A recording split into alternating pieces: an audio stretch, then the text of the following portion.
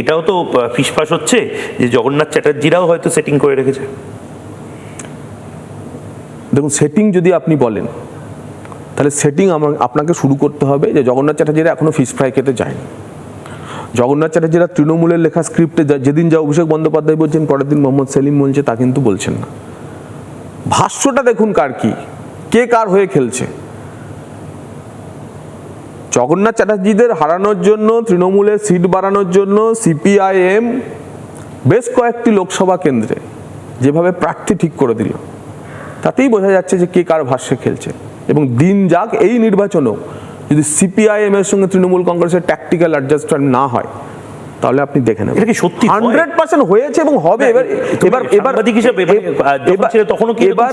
এবার প্রকাশ্যে আসবে, এবার প্রকাশ্যে সিপিআইএম তৃণমূল কংগ্রেস জোট বা ট্যাকটিক্যাল অ্যাডজাস্টমেন্ট, আমি জোট বলবো না, এবার প্রকাশ্যে আসবে।